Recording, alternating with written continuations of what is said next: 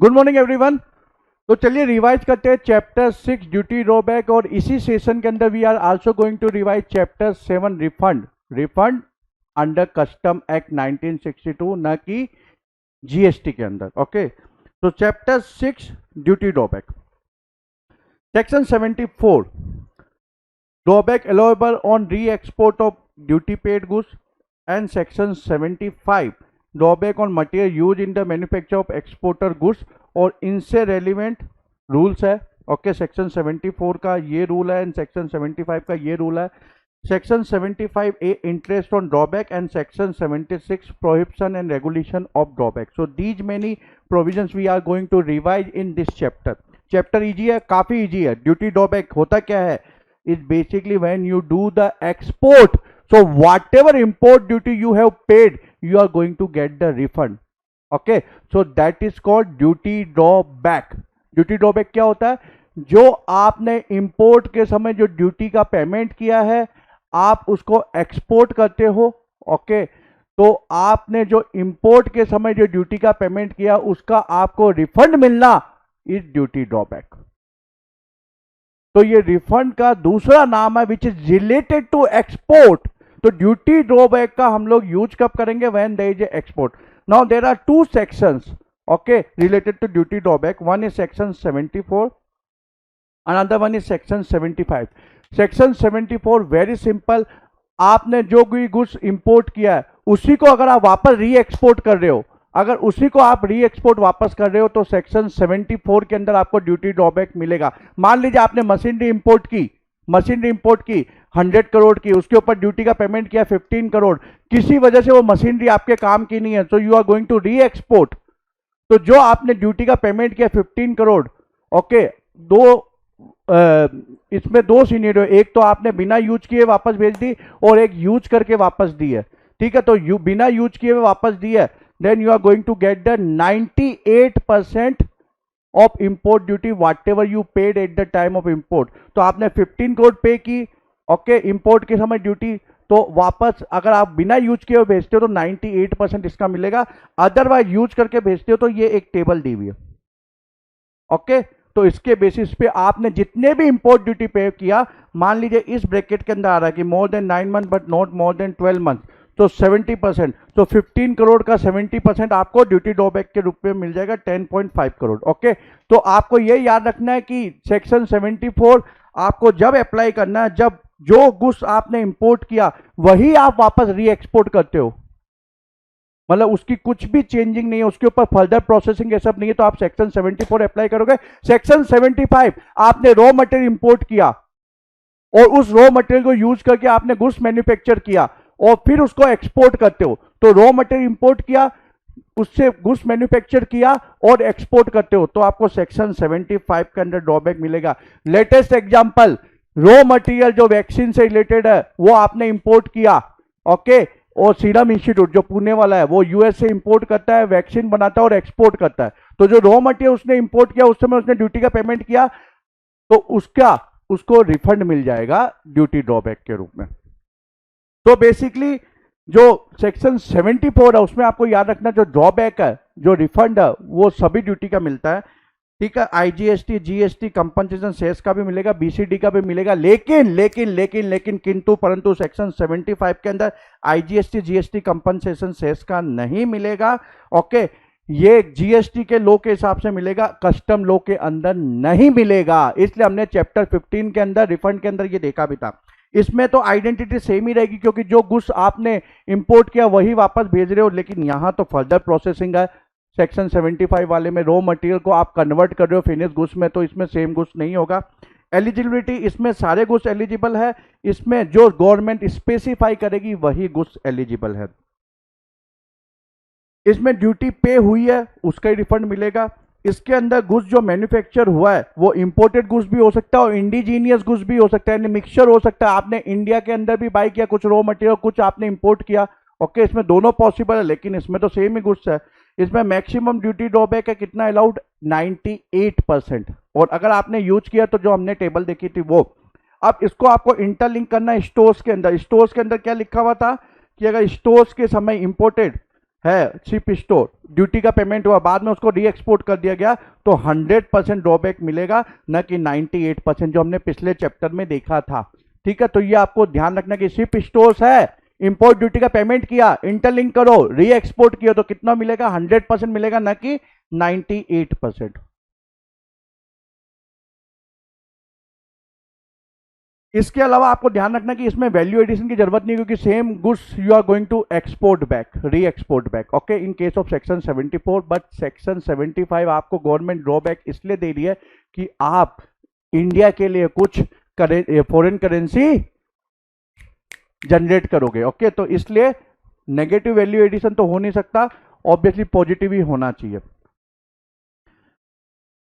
जो एक्सपोर्ट करोगे आप, तो ये जो एक्सपोर्ट है सेक्शन 74 वाला, ये अंडर सेक्शन 51 क्या है? लियो, लेट एक्सपोर्ट ऑर्डर, याद करो वो लेट एक्सपोर्ट ऑर्डर।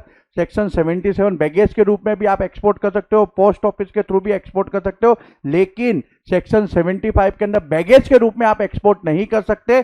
सेक्शन 51 या सेक्शन 84 बाई पोस्ट ही कर सकते हो। अगर safeguard duty, anti dumping duty या काउंटर वेलिंग ड्यूटीज पे की गई है तो उसका भी ड्रॉबैक मिल जाएगा।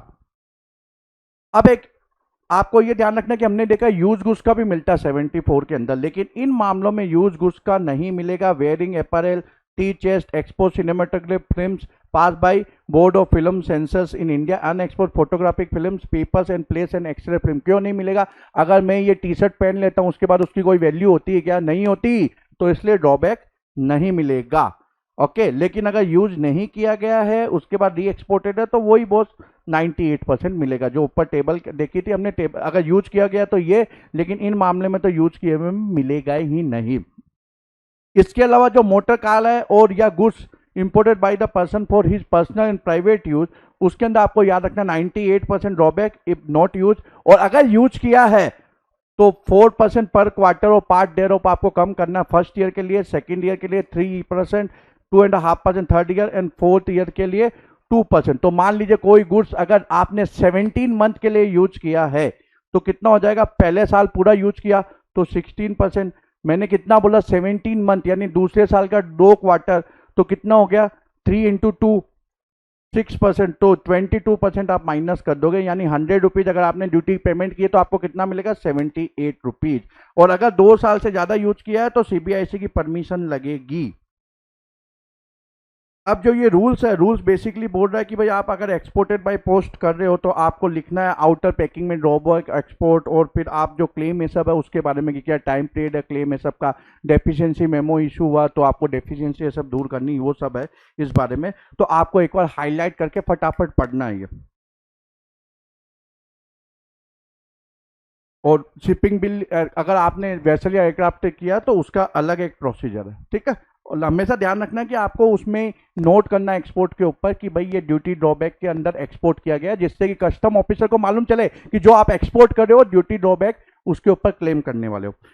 Now the important rule is custom and central excise duty drawback rules 2017 which is related to section 75, जहां आपने रॉ मटेरियल इंपोर्ट किया और उसको फर्दर प्रोसेसिंग करके एक्सपोर्ट कर दिया। अब ये रॉ मटेरियल कुछ आप बाहर से भी मंगा सकते हो, इंडिया का भी यूज कर सकते हो। तो इंपोर्ट ड्यूटी तो आप जो बाहर का मटेरियल मंगाओगे उसी के ऊपर पे करोगे, इंडिया से जो लिया उसके ऊपर तो जीएसटी लगेगा, ठीक है। तो एक्सपोर्ट मीन्स ध्यान रखना इस बात का, taking out of India to a place outside India, ये तो आप एक्सपोर्ट जानते हो। डोमेस्टिक टेरिफ एरिया से जो आप एससीजेड को सप्लाई करते हो वो भी एक्सपोर्ट की डेफिनेशन में शामिल है फॉर सेक्शन 75। अब जो ड्यूटी ड्रॉबैक है सेक्शन 75 का, उसको 3 कैटेगरी में बांटा गया है। एक तो all industry rate. All industry rate क्या है कि गवर्नमेंट नोटिफाई करेगी ऑल इंडस्ट्री रेट की भाई अगर आपने ये गुड्स मैन्युफैक्चर किया है, मान लीजिए वो जो भी गुड्स में नोटिफाई करती है, तो वो गुड्स के आप मैन्युफैक्चर हो, आप एक्सपोर्ट करते हो, तो आपको ये फिक्स ड्रॉबैक मिलेगा, फिक्स ड्रॉबैक मिलेगा। मान लीजिए 3 एक्सपोर्टर है जो शूज को मैन्युफैक्चर करते हैं और एक्सपोर्ट करते हैं, तो एक्सपोर्टर है एक्स वाई जेड। जो वो शूज मैन्युफैक्चर करते हैं, मान लीजिए उसके अंदर 2 रॉ मटेरियल यूज होते हैं ए एंड बी। ए क्या करता है, 50% जो रॉ मटेरियल ए यूज होता है वो पूरा का पूरा इंपोर्ट करता है, और जो बी है वो लोकली बाई करता है, यानी डोमेस्टिक टेरिफ एरिया से। ये क्या करता है, जो वाई है वो 25% इंपोर्ट करता है और 25% ए का बेसिकली डोमेस्टिक एरिया से बाई करता है, और बी 50% लोकल लेता है।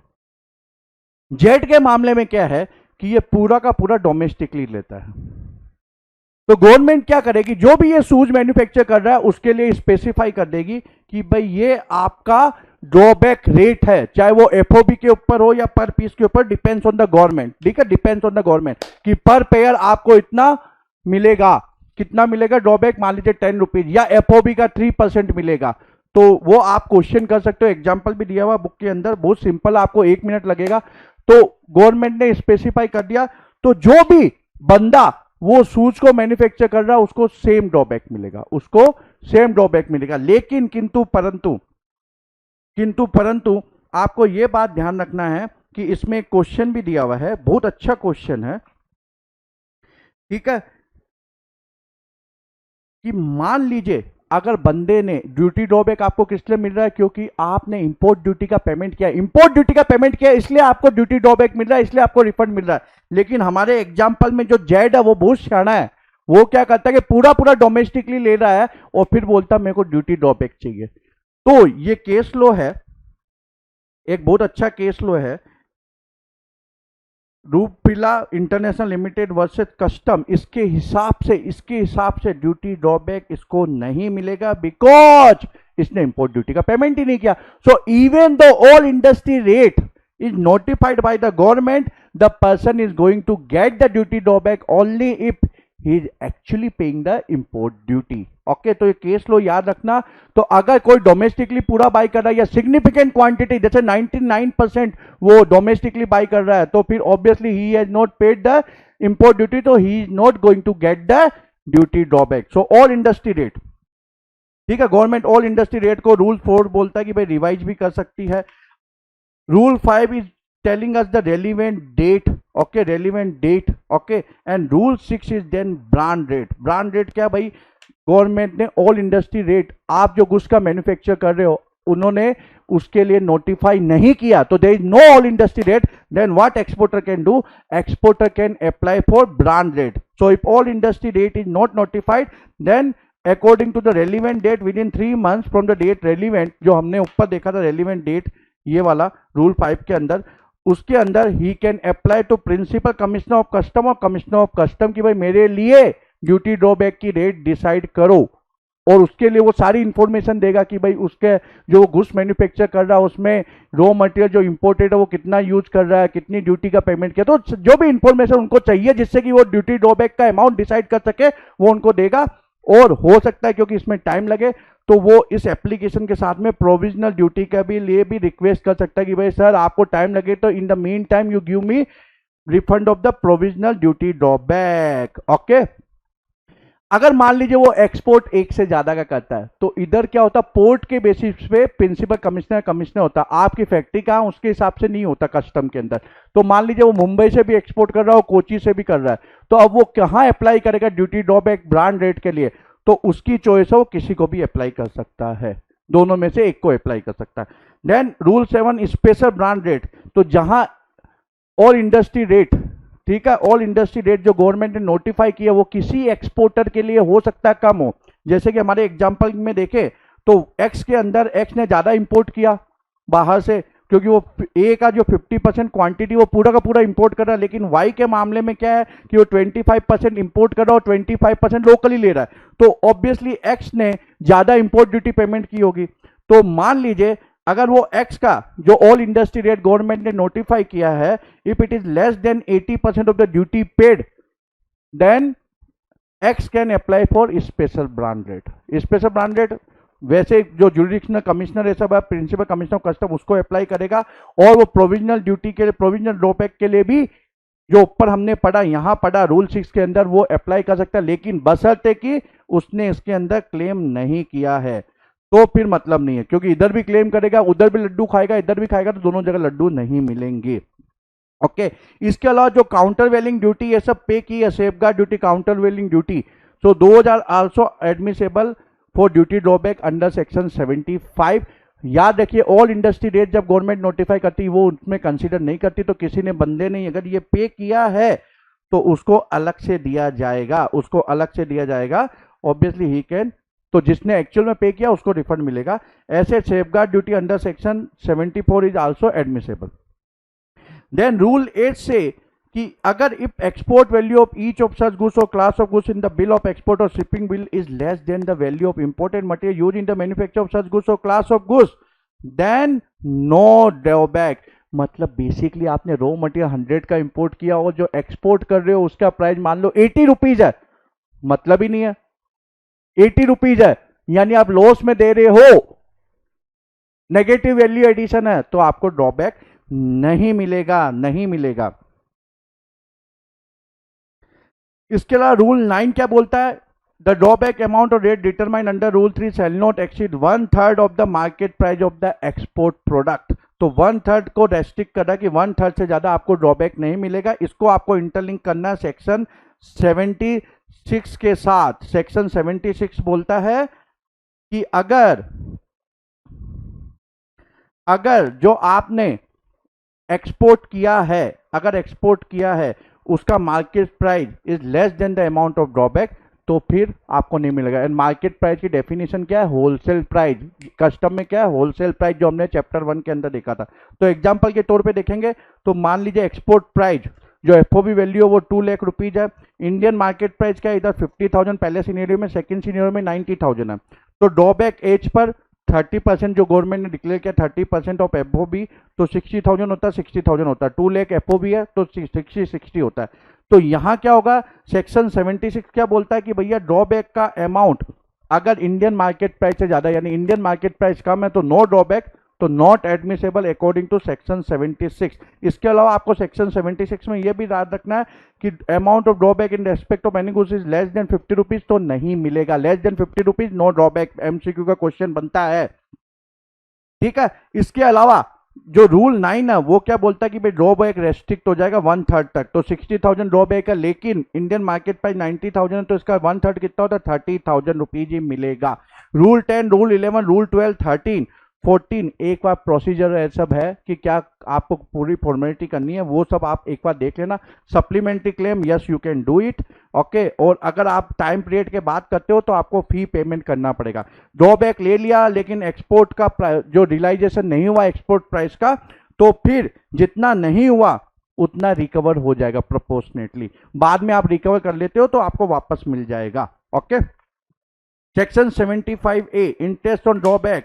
आपने ड्रॉबैक क्लेम किया, गलती से आपको पेमेंट हो गया या आप एलिजिबल नहीं थे, तो आपसे डिपार्टमेंट वापस लेगा। डिपार्टमेंट वापस लेगा तो आपको डिपार्टमेंट जब भी नोटिस इशू करेगा उसके 2 महीने के अंदर आपको पेमेंट करना है। पेमेंट करना है इंटरेस्ट के साथ में, interest at the rate of 15%। अब काफी बार स्टूडेंट ये गलती करते हैं कि उनको लगता है कि 2 महीने के अंदर अगर पेमेंट कर दिया गया तो इंटरेस्ट नहीं पे करना पड़ रहा है। ये जो 2 महीने का टाइम पीरियड है ये सेक्शन 75A में इसलिए दिया गया है कि अगर आपने 2 महीने में पेमेंट नहीं किया, इंटरेस्ट तो डे 1 से लगेगा। अगर 2 महीने में पेमेंट नहीं किया तो रिकवरी इनिशिएट कर सकते हैं वो लोग। तो इंटरेस्ट तो जब से आपको पेमेंट किया गया है, जब से आपके बैंक अकाउंट में पैसा आया है, गवर्नमेंट ने पेमेंट किया, उस दिन से आपका इंटरेस्ट चालू हो जाएगा, जब तक आप जिस दिन तक आप पेमेंट नहीं करोगे। 2 महीने के अंदर अगर आपने पेमेंट कर दिया तो इसका मतलब ये नहीं कि इंटरेस्ट नहीं लगेगा, इंटरेस्ट तो लगेगा डे 1 से। लेकिन अगर 2 महीने का इधर रेलिवेंस क्या है कि भैया 2 महीने में पेमेंट नहीं किया तो रिकवरी प्रोसीडिंग्स स्टार्ट हो सकती है, ओके। रिकवरी प्रोसीडिंग स्टार्ट हो सकती है। अब देखिए ये बंदे ने एक्चुअल में, ठीक है, नंबर ऑफ डेज डिले, इसने 2 महीने के अंदर पेमेंट कर दिया, फिर भी इसको इंटरेस्ट का पेमेंट करना पड़ रहा है, ठीक है। इसको इंटरेस्ट नहीं, ये थोड़ी रिफंड का एग्जांपल है। तो रिफंड अगर ड्यूटी ड्रॉबैक, हाँ मैं रिफंड का भूल गया, तो रिफंड अगर मान लीजिए 1 महीने के अंदर पेमेंट नहीं होता तो 6% पे इंटरेस्ट मिलेगा। याद रखिए ड्यूटी ड्रॉबैक का पेमेंट 1 महीने के अंदर नहीं करता डिपार्टमेंट आपके क्लेम से, तो इंटरेस्ट मिलेगा आपको 6% के हिसाब से 1 महीने के बाद। और अगर आपको डिपार्टमेंट ने गलती से दे दिया है तो हमेशा याद रखना जिस दिन आपको पेमेंट किया उसके अगले दिन से आपको काउंट करना, जब तक आप पेमेंट नहीं करोगे, जब तक 2 महीने कोई फ्री पीरियड नहीं है।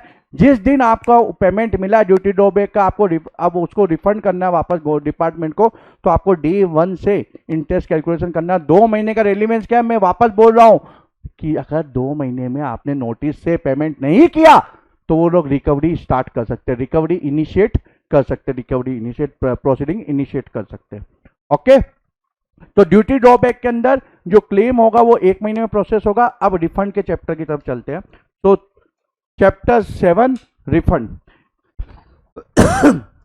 इसमें एप्लीकेशन आपको कौन कौन बंदा दे सकता है? जो एक्चुअल में इंपोर्टर या एक्सपोर्टर है, जिसने ड्यूटी का या इंटरेस्ट का पेमेंट किया, वो एप्लीकेशन दे सकता है। इसके अलावा जिसको उसने इंसिडेंट पास ऑन कर लिया वो भी एप्लीकेशन दे सकता है। रेलिवेंट डेट क्या है बेसिकली इनके लिए, इंपोर्टर एक्सपोर्टर के लिए? 1 year from the date of payment of such duty और इंटरेस्ट, अगर वो रिफंड की एप्लीकेशन दे रहे हैं और कोई दूसरा बंदा कर रहा है, जैसे मान लो जिसने परचेज किया है, तो 1 year from the date of purchase of the goods. इसके अलावा मान लो एग्जम्पशन हो गई ड्यूटी का by special order, so date of issue of such order से 1 साल काउंट होगा।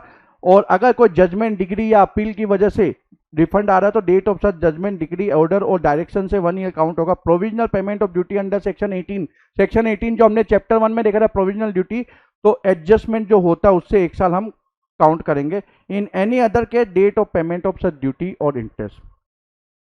ओके, अब यहां आपको ध्यान रखना है कि यहां जो amount claim it is less than 100 rupees then it will not be refunded. लेकिन जीएसटी के अंदर 100 रुपीज नहीं है, 1000 रुपीज है, याद करो, ठीक है? तो मिक्सअप मत करना, इधर 100 है उधर 1000 रुपीज है। अगेन आई एम रिपीटिंग, 1000 पर हेड है, उधर जीएसटी के अंदर रिफंड नहीं प्रोसेस होगा, जो इलेक्ट्रॉनिक केस लेजर के मामले में लागू नहीं होता। लेकिन यहाँ लेस देन 100 है, तो एमसीक्यू का क्वेश्चन आता है तो ध्यान रखना कि आप कस्टम का है कि जीएसटी का है।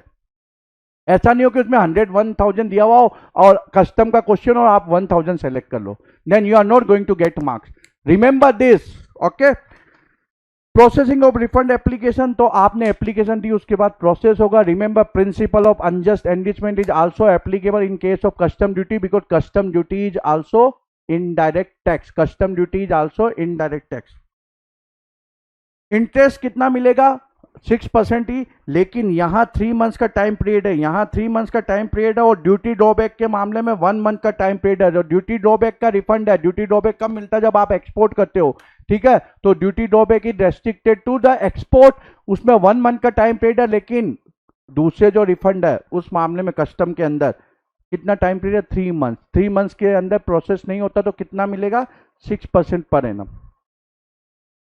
रिफंड ऑफ एक्सपोर्ट ड्यूटी, आपने एक्सपोर्ट किया और एक्सपोर्ट ड्यूटी का पेमेंट किया गुड्स के ऊपर, लेकिन जो आपने गुड्स भेजा वो इंपोर्टर ने रिजेक्ट कर दिया, क्वालिटी का इशू या कुछ भी, तो आपने जो एक्सपोर्ट ड्यूटी का पेमेंट किया गुड्स वापस आ जाता है तो आपको रिफंड मिल जाएगा। लेकिन ये याद रखना वो रीसेल के लिए रूप में नहीं आया है, and it is going to be within 1 year from the date of exportation, and application आपको ऑब्वियसली देनी पड़ेगी।